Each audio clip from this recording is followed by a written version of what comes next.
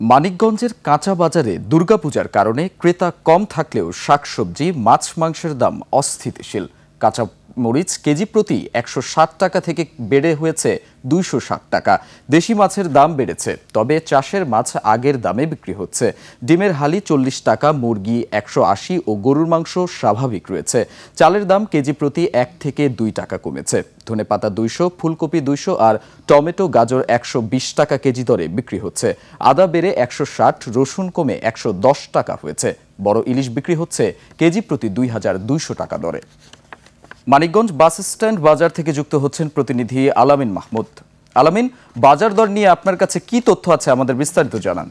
ধন্যবাদ দীপু। আমি এই মুহূর্তে রয়েছি খবর জানাতে মানিকগঞ্জের পৌর বহুমুখী কাঁচা বাজারে, যে বাজারটিতে কিন্তু সকাল থেকে কিন্তু অনেক মানুষের সমাগম থাকে।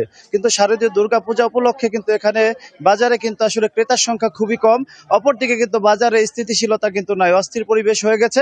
কিছু কিছু দ্রব্যের দাম কিন্তু বেড়েছে, আবার কিছু পণ্যের দাম কমেছে। যেমন রয়েছে কাঁচা বাজারের মধ্যে অন্যতম কাঁচামরিচের দাম কিন্তু হঠাৎ করে ১৬০ টাকা থেকে বেড়ে প্রায় ২৮০ থেকে ৩০০ টাকায় বিক্রি হচ্ছে। অপরদিকে কিন্তু আরো অন্যান্য যে বিষয়গুলো রয়েছে সেগুলো কিন্তু বাড়ছে। আবার যদি আমরা দেখতে চাই যে আসলে শীতের যে আগাম সবজিগুলো আছে, যেমন ফুলকপি ২০০ টাকা কেজি বিক্রি হচ্ছে, এবং সেই সাথে পাতাকপি, যেটা বাঁধাকপি বলি আমরা, বাঁধাকপি বিক্রি হচ্ছে ৮০ টাকা কেজি। অন্যদিকে যে লম্বা বেগুন এবং করল্লা, এসব জিনিসের দাম কিন্তু প্রায় ১০০ টাকা কেজি বিক্রি হচ্ছে।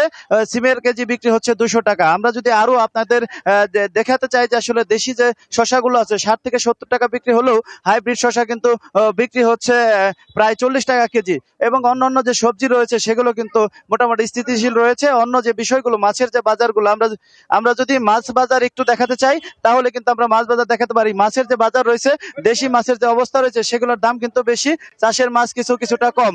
আসলে সবকিছু মিলিয়ে কিন্তু বাজারের পরিস্থিতি যেভাবে রয়েছে, ক্রেতাদের যেভাবে চাহিদা, সে তুলনায় কিন্তু মাছ থাকলে কিন্তু দাম বেশি হওয়ার কারণে কিন্তু এখানে মাছের এইগুলো সবচেয়ে বেশি রয়েছে।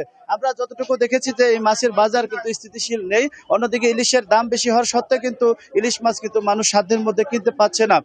এই ছিল সর্বশেষ মানিকগঞ্জ বাস স্ট্যান্ড কাঁচা বাজার থেকে।